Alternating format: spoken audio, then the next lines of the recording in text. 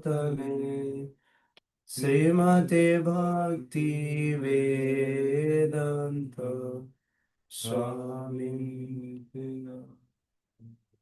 Namaste Saraswate Deve Gauravani Pracharine Nirvishesa Shunyavadi Pashyata Desatarine Namaste Saraswate Deve Gauravani Pracharine Nirvishesha Sunyavadi Pashuddhadesakari Jaya Shri Krishna Chaitanya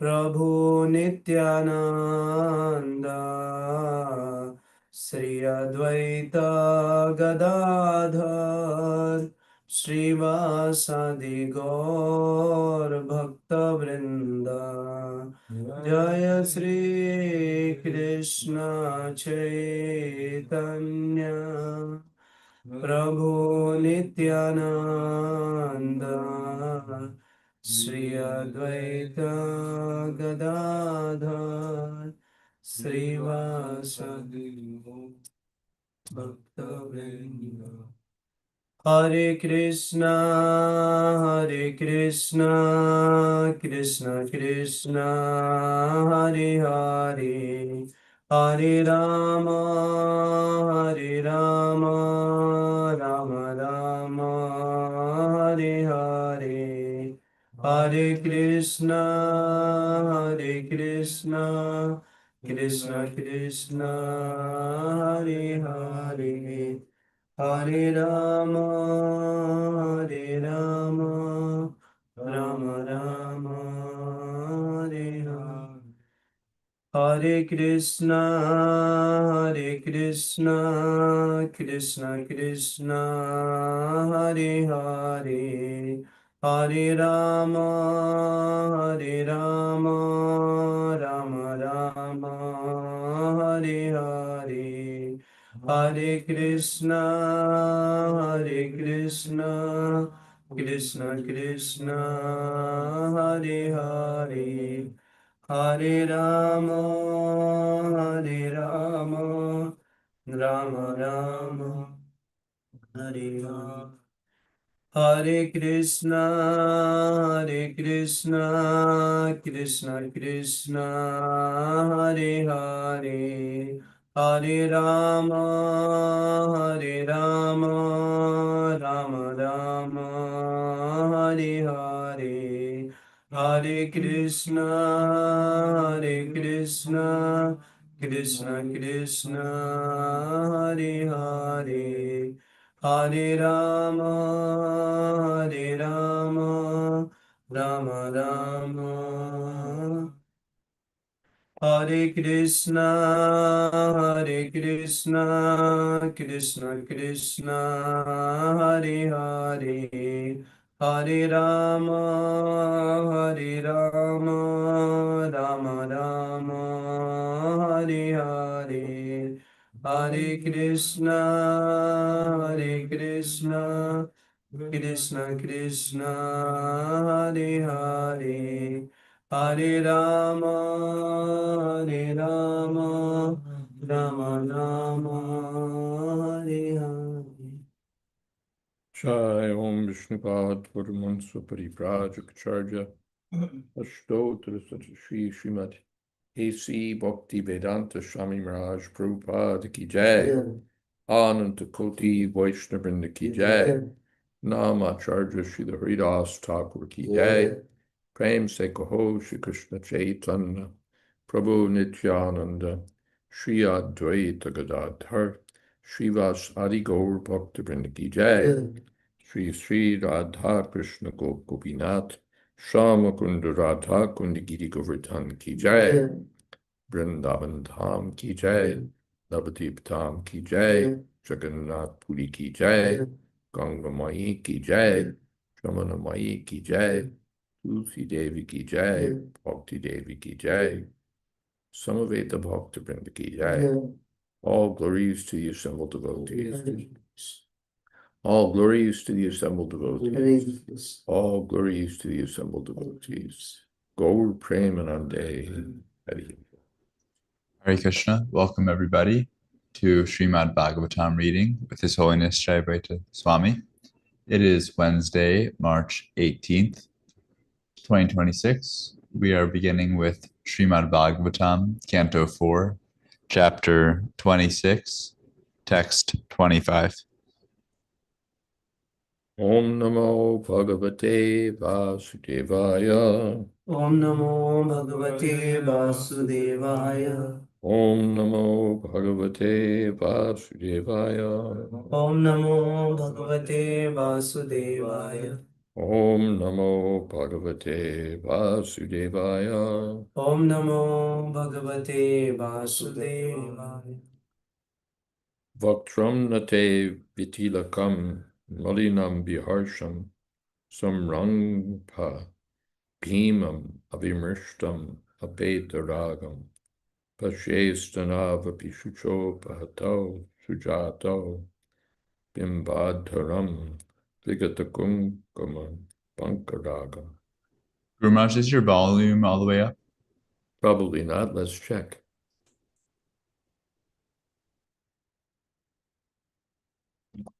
That's better, right? Yes. Okay. My dear wife, until this day, I have never seen your face without tilak decorations, nor have I seen you so morose and without luster or affection. Nor have I seen your two nice breasts wet with tears from your eyes. Nor have I ever before seen your lips ordinarily as red as the bimba fruit, without their reddish hue. Purport: every woman looks very beautiful when decorated with tilak and vermilion. A woman generally becomes very attractive when her lips are colored with reddish saffron or vermilion. But when one's consciousness and intelligence are without any brilliant thoughts about Krishna, they become morose and lusterless, so much so that one cannot derive any benefit despite sharp intelligence.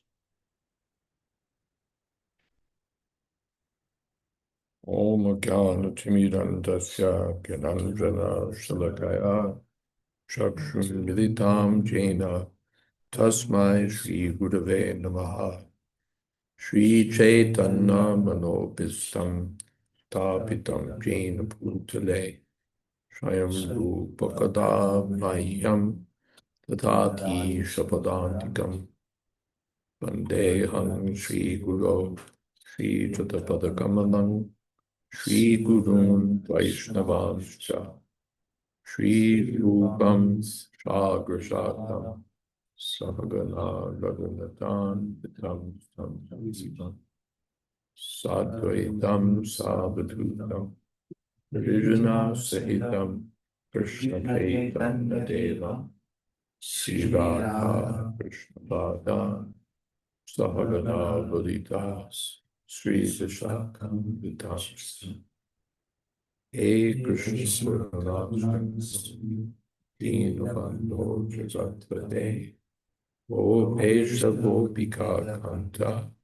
Radha Kanta Namaste Tapta Kam Shana Gaurangi Radhe Vrindavaneshwari Rishabhanu Sute Devi Pranamami Hari Priye Panchako Sadarubhyascha Kripasindhubhye Vacha Patitanam Pavanebhyo Vaishnavebhyo Namo Namaha. Shri Krishna Chaitanya Prabhu Nityananda Jayādvaita Gadadhar Srila Hari Gaur Bhaktivinoda Hare Krishna Krishna Krishna Hare Hare Hare Rama So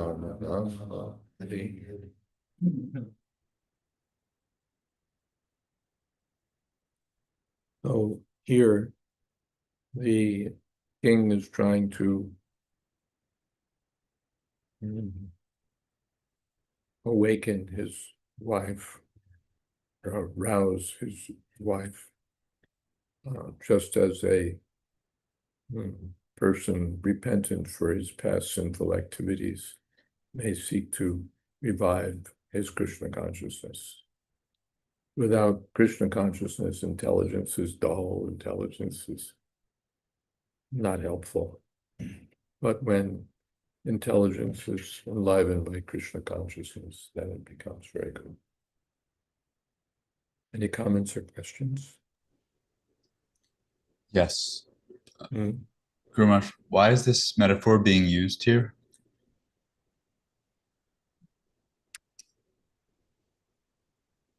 The whole metaphor about which part of the metaphor? The woman being the intelligence? Well, because it's being used because Narada is speaking indirectly. He could just say your intelligence is screwed up and you have to become Krishna conscious and stop your sinful activities. But he doesn't want to do that. Instead, he's taking an indirect approach. Let me tell you about a king named Puranjana and his queen and so on. So he's taking an indirect approach and therefore metaphorical. Does that answer the question, or is there something more particular? Yes. Okay.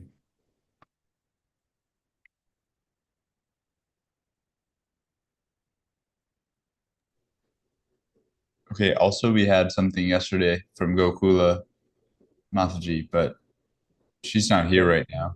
But we can ask it. Hare Krishna Maharaj and devotees. Maharaj is Well, giving. let's see if she comes back. She was here. Okay. Yes. Tan me prasida surida krita kilbishasya swairam gatasya mrigayam vyasanatu rasya ka devaram vashagatam kusumastra vega visrasta pomsnam ushati nabhajeta kritya. My dear queen, due to my sinful desires, I went to the forest to hunt without asking you. Therefore, I must admit that I have offended you.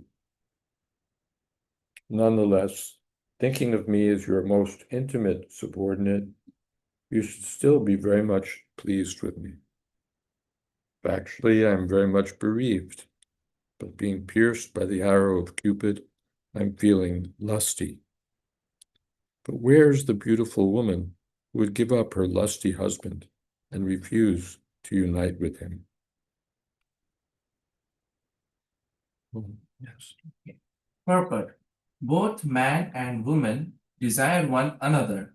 That is the basic principle of material existence.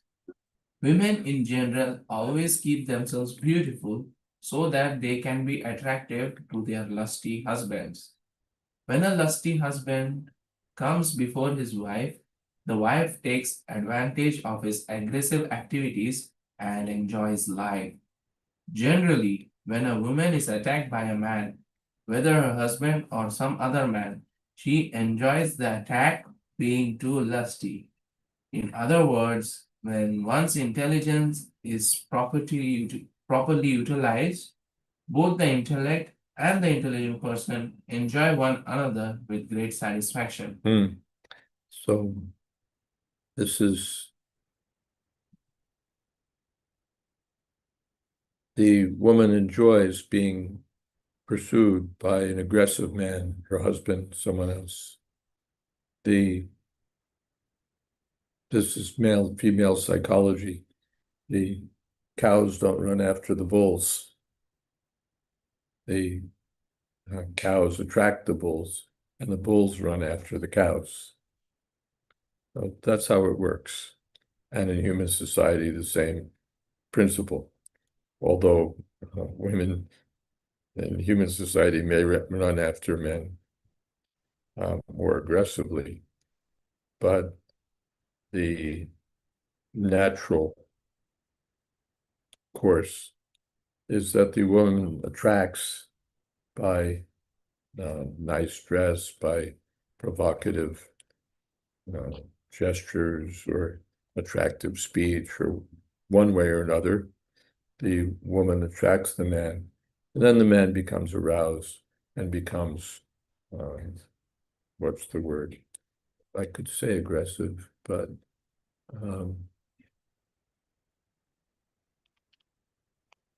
anyway, aggressive. He takes the lead. Yeah.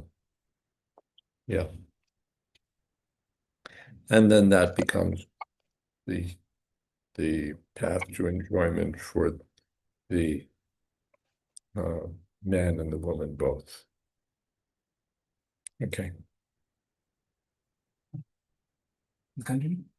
As stated in Srimad Bhagavatam, yan maithunadi grihamedi sukham hitucham kanduyanena karayoriva dukkha dukkam. The actual happiness of the karmis sex life. They work very hard outside the home, and to satiate themselves after their hard labor, they come home to enjoy sex life. King Puranjana went to the forest to hunt, and after his hard labor, he returned home to enjoy sex life. If a man lives outside the home and spends a week in a city or somewhere else, at the end of the week, he becomes very anxious to return home and enjoy sex with his wife. This is confirmed in Srimad Bhagavatam, Yan Methunadi Grihamedi Sukham Hitucham. Karmis work very hard simply to enjoy sex. Modern human society has improved the materialistic way of life simply by inducing unrestricted sex life in many different ways. This is most prominently visible in the Western world. Last year, I think I saw a hoarding for an airline here in Bombay, and maybe you might have seen it. It said something to the effect of "Fly back to Bombay and sleep with your wife." So, of course, that's the sort of hoarding that in previous decades we wouldn't have seen here. Now they're being more provocative. But that is the idea, that after a week of work somewhere, the man comes back, then he wants to have sex with his wife. So this is the focal point. This is the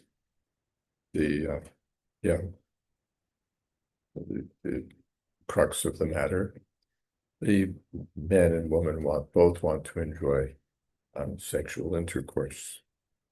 So, and all the hard work goes along with that.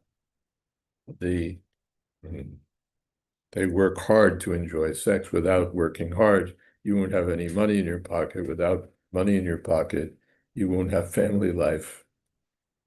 So what is that? Karma sangena dena rajo ragatmakam vitti Krishna sanga samudbhava tannibinati kauntaya karma sangena dehina.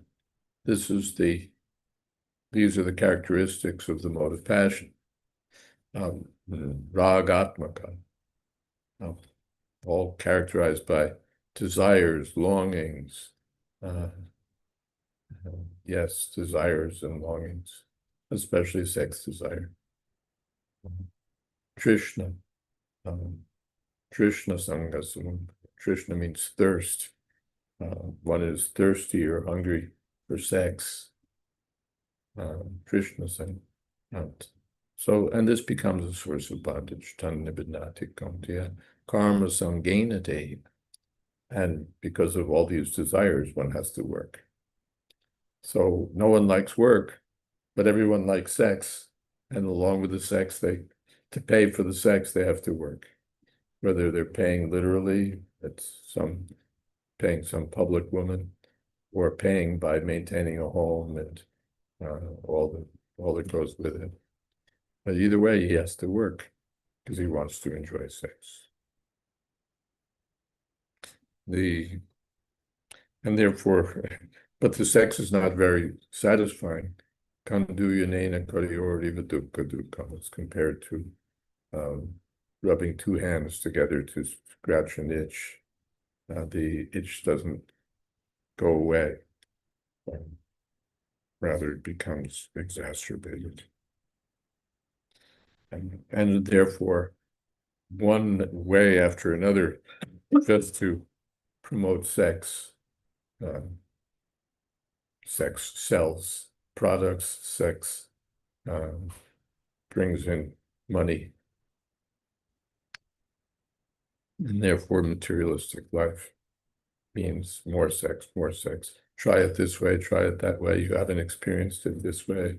This is something new.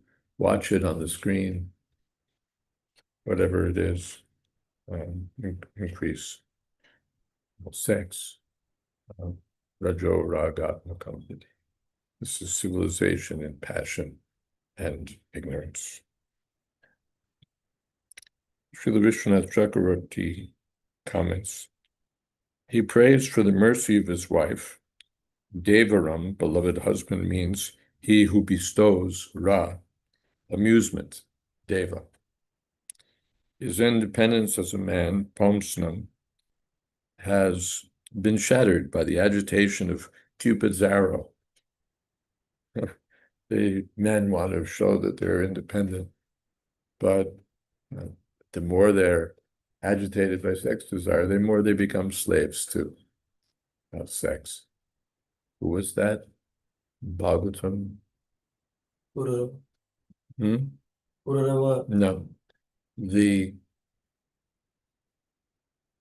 Maybe Muchukunda, that we go out and we conquer foreign nations and so on, and then we come back home and we fall at the feet of the women for sense gratification. So my godbrother Rupanuga Prabhu used to say that ladies' man means that he's the property of the ladies. Man thinks that he's really something. He's a ladies' man. He's attracting the ladies. No, he's becoming a servant, slave. Therefore, in Shakespeare, give me that man that is not passion's slave. This verse, who would not accept such a husband for affectionate activities of love? Ushati kritye. This verse describes directly meeting with the dharmic intelligence. Be pleased and reside in my heart. I am uncontrollable, Swaram, having committed sin by going hunting and killing. Hunting and committing sin are equivalent in meaning, according to the dictionary. Good intelligence should be situated with him. He expresses this principle by a particular question. Just as a woman does not give up her lover who has done wrong, so intelligence should not give me up. Oh, good intelligence, do not give me up. Question, of course, is what woman would give up such a husband? So on the metaphorical level, Puranjana, before going out and hunting, didn't consult his intelligence. He just was ruled by passion, went out to commit sinful activities. But now, having repented, he's appealing to his intelligence. Let's get together again. Just as a man might appeal to a woman. We had a good thing going. Let's get together again. I miss you so much. So he's appealing to his intelligence. Let's get together again. I'm sorry I offended you by not consulting you and going out and committing sinful activities. And therefore you've given me up. But please, I need you, I want you. Please be situated in my heart. Okay, there's a question. Yes? Maharaj, here we see that the man, woman coming together only for sex life to enjoy. So, does that mean that this is the only reason that man and woman comes together or gets married, or there can be some higher purpose also, or is there no? Yes. Of course, there can also be reasons other than sex. He's rich, or in some other ways, he or she has something that the opposite party wants, not only sex. But if it weren't for sex, who would get married? Generally speaking, you could just have friends and skip all that trouble. So yanmaitunadi grihamedi sukham, generally it's for sex.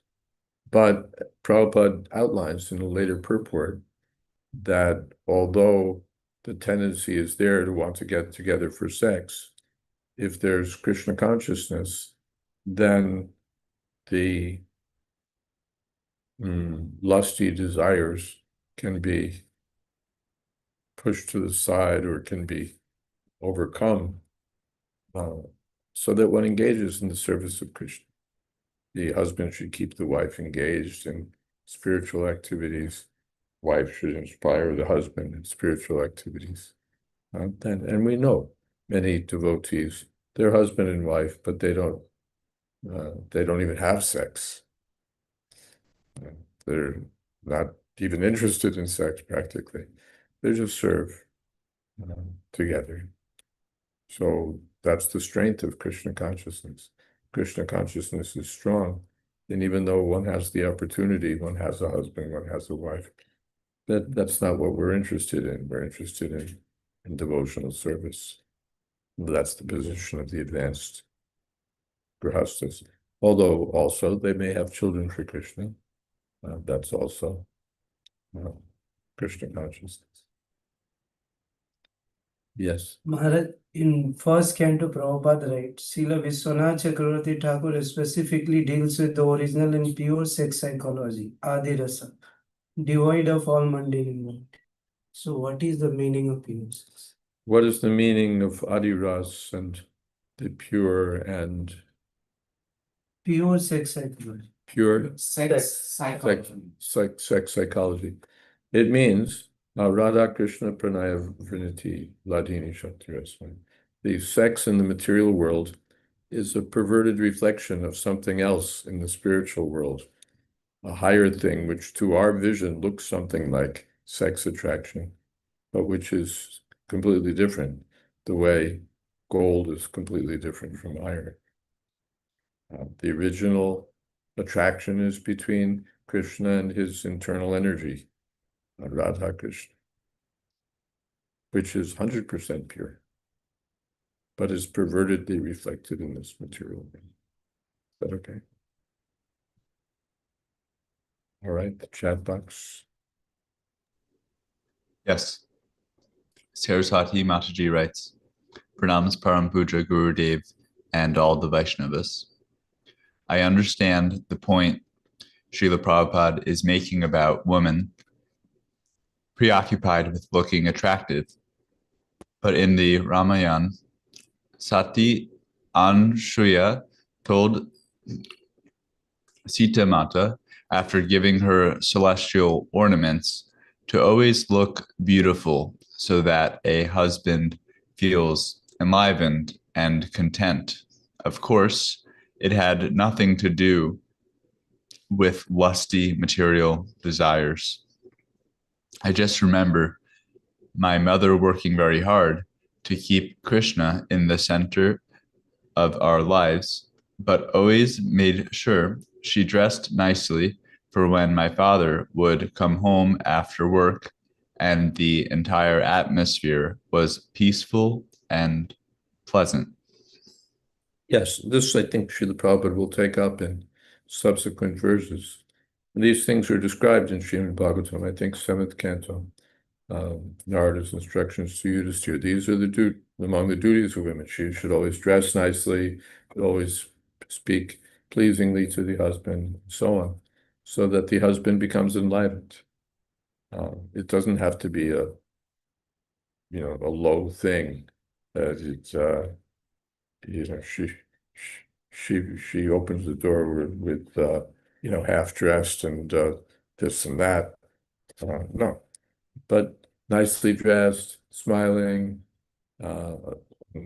pleasant, decorated nicely, that the husband feels, yes, I'm not working for nothing. My wife is so nice. And in that way, the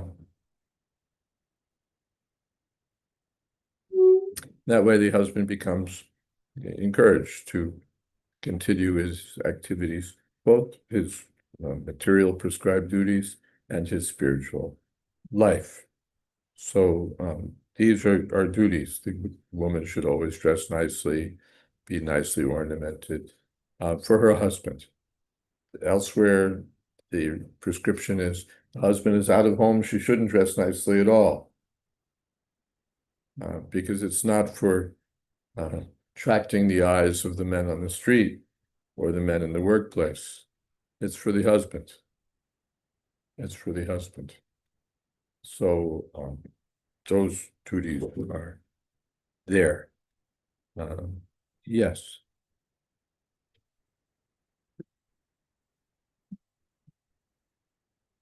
But the other side is that going beyond the Vedic purposes, then women just want to make themselves one way or another look attractive to men, so that men will come on to them and so on. So these things are going on. She wants to look good in the workplace. She wants to look good in the college. She wants to look good on the street. She wants to look good everywhere, so that men will attract her, be attracted to her. So that's the other side. When it's properly engaged, then she enlivens her husband. The home life becomes very nice. But when it's out of control, then it's public business. The shyness, Prabhupada mentions elsewhere, is a essential characteristic of the woman, so that she would not be brash in trying to attract every man on the street, but for her husband, she'd be there with affection. So I hope that's okay.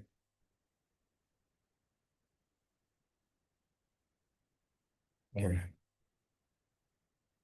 Okay. Hmm.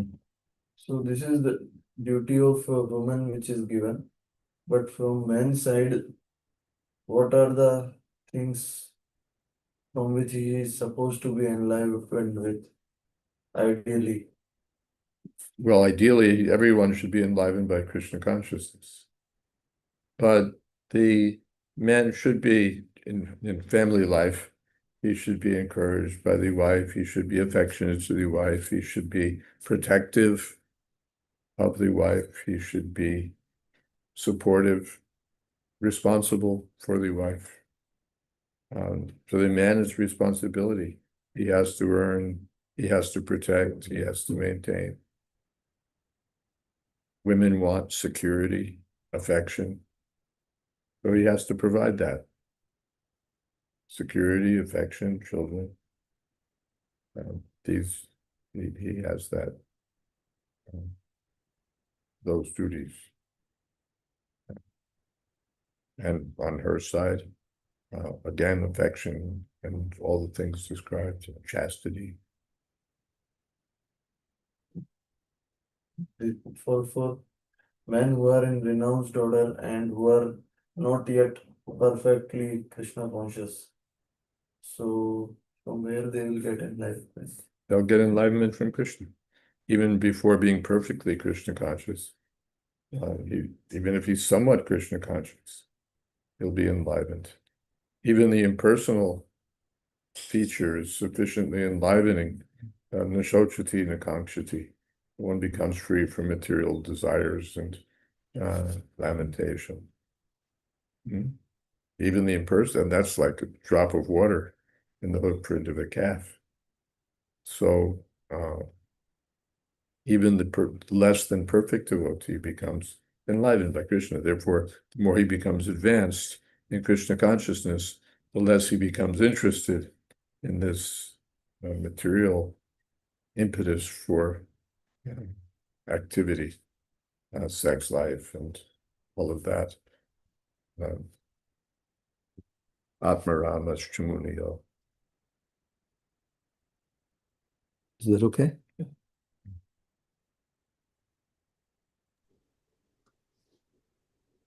We have something from Murari Gupta Prabhu. Hare Krishna Maharaj. Whenever there's a festival or get-together, like a wedding, the women all dress very nicely. What's the reasoning behind that? That's what the festival's for, to give women a chance to dress nicely.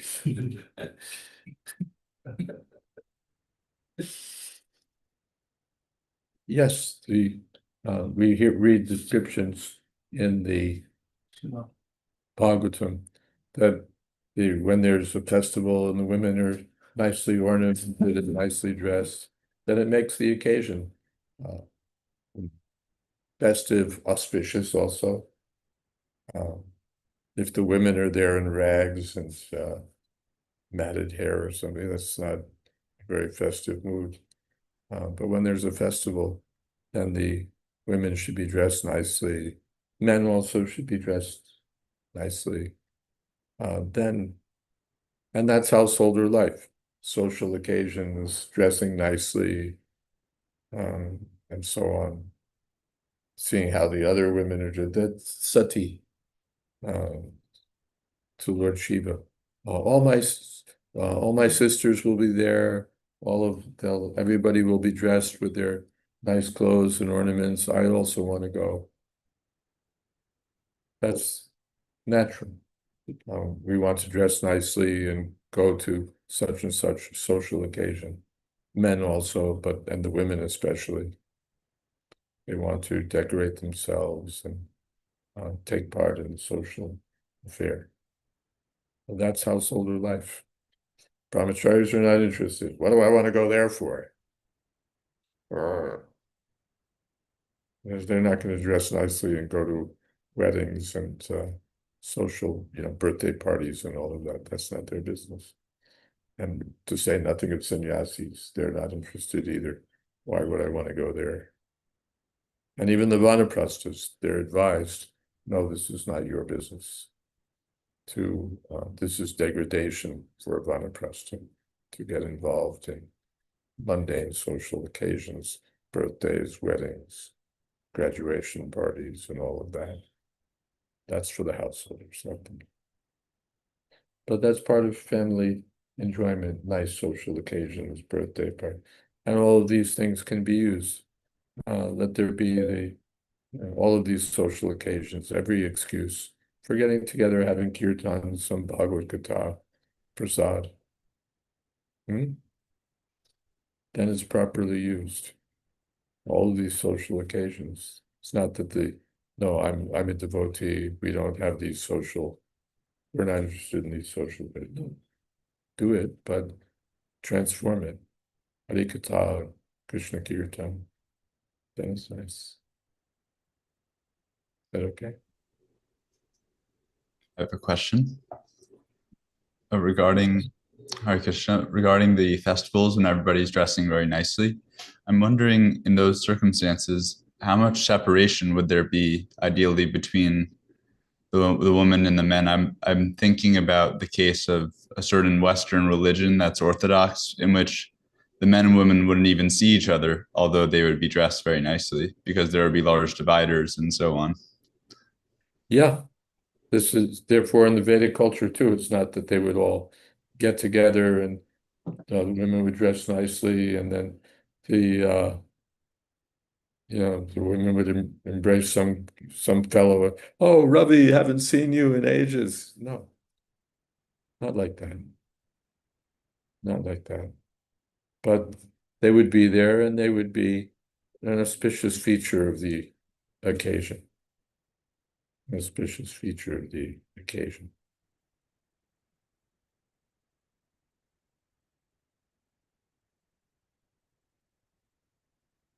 Yes.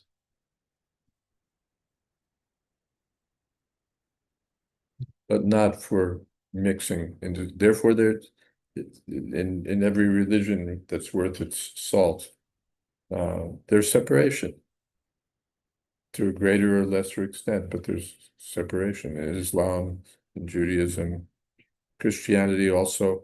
I would still in America, you can see schools, old Catholic schools from the days when schools were made of brick, and there'll be one entrance, boys, there'll be another entrance, girls. They saw the distinction and kept some separation. Srila Prabhupada said to me one time, we were in Los Angeles, and he said, this balcony system is very good. In Los Angeles, in the temple room, there's a balcony in the toward the back of the temple. And in Prabhupada's time, the ladies would use the balcony. I don't remember whether there would be ladies on the ground floor, but the balcony would be quite filled up with ladies. And Prabhupada said this balcony system is very good. And if possible, separate entrances. The more we keep distance between men and women generally, the more we make life peaceful and suitable for Krishna consciousness. The men and women should come together when there's a need. For having children, men and women come together in family life. Men and women come together, but not just indiscriminate mixing. So that's there in every religion. They recognize this gets in the way. This gets in the way. Unless they're very degraded, then they think this is religion. To have sex, you get the degraded perversions of religion. But genuine, some religious process, no, there'll be separation. Because everyone, doesn't matter, India, America, they recognize that this indiscriminate mixing is not good. Therefore, in America also, Europe, men's colleges, women's colleges, so on. Now they put it all together. At least it used to be men's dormitories, women. Now forget it. It's just everything mixed up, and sex becomes education, or education becomes sex. So it's unfortunate. Hare Krishna, can I ask a follow-up to that? Sure. I'm wondering if there's a point in which it can become like overboard. For example, if there's a festival and there's, people buy a huge wall, and some religions do that. You would buy a huge wall, and the men and women wouldn't be able to see each other at all because someone bought like a huge room divider and like that. Would that be appropriate for festivals and things like that, or is that kind of overboard? Well, in their community, it seems to be appropriate, so we have no problem with that. Exactly how the thing is done. We saw in Dwarka, the women are greeting Krishna from the terraces, from the balcony. They didn't come down to the street. Those who've been to Ajmer, I think, you can see the palace there and the quarters of the queen and the balcony from which she would see what was going on below in the main square. She didn't come down to be ogled by the eyes of the public. From up in the balcony and behind the lattice work, she would see everything that was going on, but she wouldn't be seen. Said that a very respectable woman, even the sun can't see her. Prabhupada said my mother wouldn't go next door to accept an invitation, except carried in a palanquin with a, what would you say, curtain. And so it was, even today in Muslim countries, you see the women are not exposed to the vision of the men. They're there with their Gucci shopping, Gucci purses and so on, but they're traveling in groups of 2 or 3, and they're covered from public view. I remember being in, I think it was Dubai or one of those countries, one of those places, and at the airport, and there was this woman who was like Times Square on a weekend, with laced up, shoes with laces up to her knees and everything. I mean, prostitute costume, essentially, and everything as much exposed as possible. It was like, lady, what country do you think you're in? This is where how you dress, just like a prostitute. Maybe she was professionally, I don't know, but maybe she was just a tourist, but dressed like that. Why? Just for sex. But the local women are so covered, and no, we're not. What do you think we are? Common property for every man to feast their eyes on and speculate over and imagine something about? No. I have a husband. I don't need you. And, keep your eyes to yourself.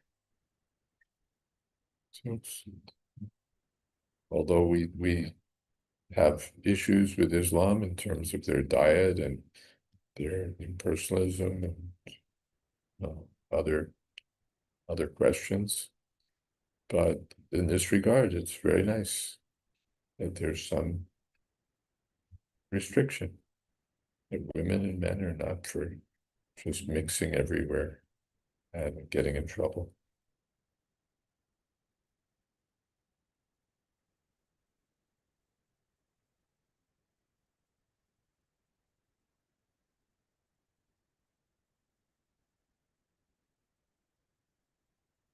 Anything else?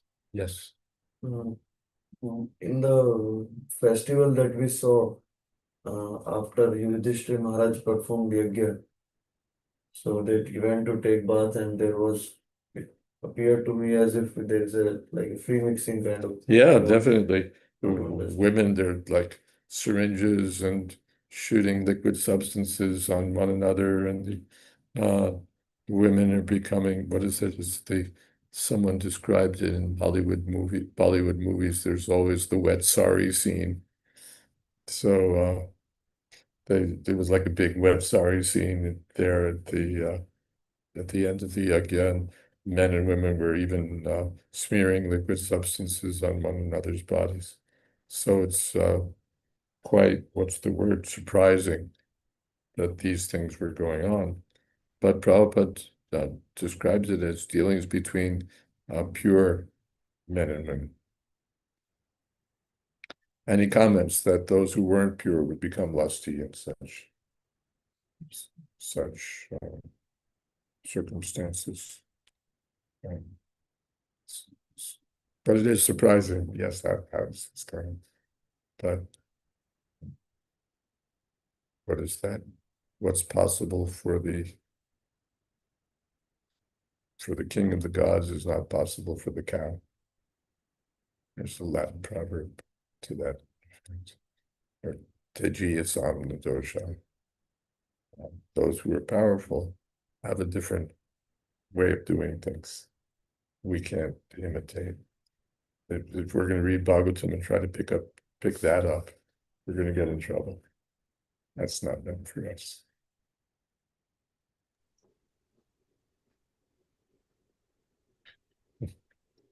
We'll stick with Jonathan Swift.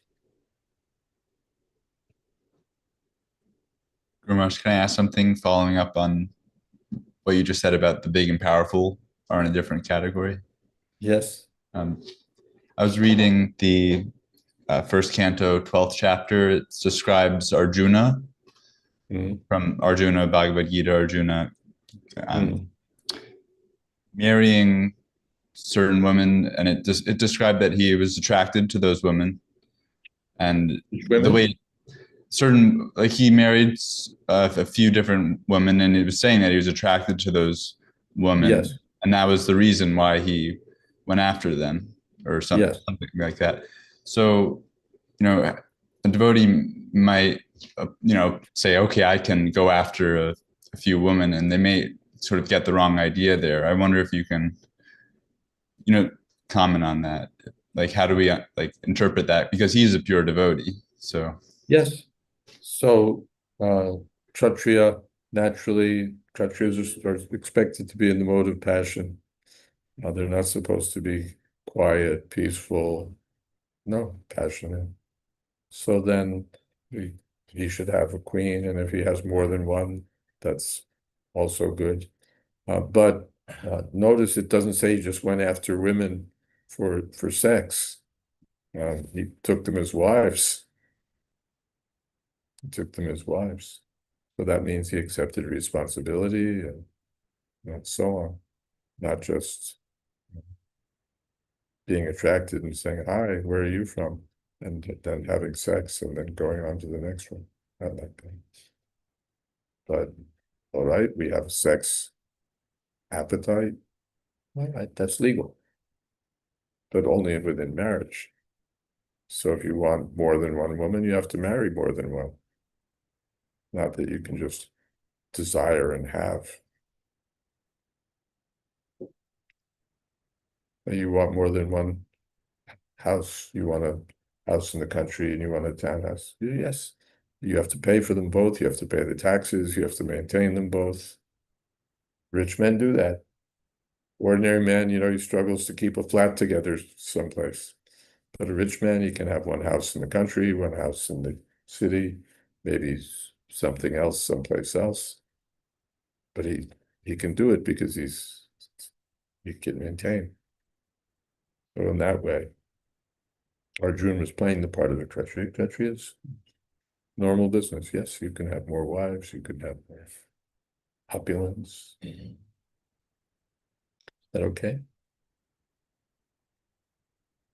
yeah, Hare Krishna. We have some comments or questions. Murari Gupta Prabhu writes, some stricter Islamic understandings don't allow education for girls and women. This is not contrary to what Srila Prabhupada said, but is it practical in these times? Yes, it would be better. In many cases, you could say it would be better. She got educated, and what was the benefit? Just lost her virtue and became a slut. That was her education. Better to be ignorant, but chaste and pure. Next comment. Pratipurna Madhavi Mataji writes, Hare Krishna Maharaj, how practical? Well, I'm thinking of it. Well, I would, but yes, it's practical. It's not that women can't be dedicated to home, family, husband. And there are instances, we could talk about this at length, many cases, artificially women are pushed, you have to have a career, you have to have a college education. And we were hearing the other day, someone was telling me, women committing suicide because they're not able to achieve placement in a college, or they're not getting the grades they need, or they're not getting a job. Why? The woman doesn't need to do all that, but they're pushed either by their peers, by their parents, by somebody. You need to have a career. But they could have a simple, happy life, home, family, husband, children. And there's a tendency these days, for some women at least, to say, yeah, what is this stupid career thing. Let me do what I want to do. I don't want a career. I want a husband. I want a family. I want children. Yes, pretty brilliant. I didn't. Maharaj, Mm. for this education part, is it not okay if women are educated in, let us say, all girls environment? Because I'm saying this in context to I have seen some instances where ladies are not. Hold on. I didn't hear it all. Start again. Women get educated in all girls environment. Yeah, that's all right. If they're educated, all the girls together, that's fine. Or Prabhupada said even there's no harm in co-education if the boys and girls are married, which usually they're not. He said the fault in college education is that they get together and they're allowed to have sex. But otherwise, no harm. But then also, is it required? Is it necessary? Is it advantageous, actually? To some extent, education, but they make this career stuff that doesn't really, it's always overhyped. Let's say that. Okay. My relative, she gets disrespected a lot because she is not educated and she cannot teach her child. So her in-laws don't respect her. Even her family doesn't respect her because for every smallest of thing she need help. So at least to support your children's studies Yeah, and reading, in today's writing, age. no harm. It's not that women have to be illiterate. They can Yeah. read Srimad Bhagavatam, Bhagavad Gita. Not that women have to be kept illiterate and, totally, no. But this hyper emphasis on education and career makes women into something else, something monstrous, so often. Thank you, Maharaj. We didn't finish Pradipurna Mataji's question here, but we only have 2 minutes left, so should we take it tomorrow? Yeah, we can save it, and whatever's left in the chat box we can save along with the other question that we didn't get to from today or from yesterday. Yes, Kirtan. Hare Krishna, Hare Krishna, Krishna Krishna, Hare Hare, Hare Rama, Hare Rama, Rama Rama, Hare Hare, Hare Krishna, Hare Krishna, Krishna Krishna, Hare Hare, Hare Rama, Hare Rama, Rama Rama, Hare Hare, Hare Krishna, Hare Krishna, Krishna Krishna, Hare Hare, Hare Rama, Hare Rama, Rama Rama, Hare Hare, Hare Krishna, Hare Krishna, Krishna Krishna, Hare Hare, Hare Rama, Hare Rama, Rama Rama, Hare Hare, Hare Krishna, Hare Krishna, Krishna Krishna, Hare Hare, Hare Rama, Hare Rama, Rama Rama, Hare Hare, Hare Krishna, Hare Krishna, Krishna Krishna, Hare Hare, Hare Rama, Hare Rama, Rama Rama, Hare Hare. Hare Krishna, Krishna Krishna, Hare Hare, Hare Rama, Rama Rama, Hare Hare. Hare Krishna, Krishna Krishna, Hare Hare. Hare Rama, Rama Rama, Hare Hare. Jai Om Vishnuvad Paramansa Parivajacharya Slokas Shri Srimad A.C. Bhakti Vedanta Swami Raj Prabhupada Ki Jai Ananta Koti Vaishnavrinda Ki Jai Namacharya Shri Haridas Thakur Ki Jai Prem Se Kaho Shri Krishna Chaitanya Prabhu Nityananda Shri Advaita Gadadhar Shiva Shri Gaur Bhaktivinoda Ki Jai Sri Sri Radha Krishna Gop Gopinath Sham Kund Radha Kund Giri Govardhan Ki Jai Vrindavan Dham Ki Jai Navadvip Dham Ki Jai Jagannath Puri Ki Jai Ganga Mai Ki Jai Ramana Mai Ki Jai Lucy Devi Ki Jai Devi Ki Jai Samaveta Bhaktivinoda Ki Jai. All glories to the assembled. All glories to the assembled. All glories to the assembled devotees. Premanande. His Holiness Jayādvaita Swami Ki Jai. Srila Prabhupada Ki Jai. Samaveta Bhaktivinoda Ki Jai. Thank you all very much. Hare Krishna.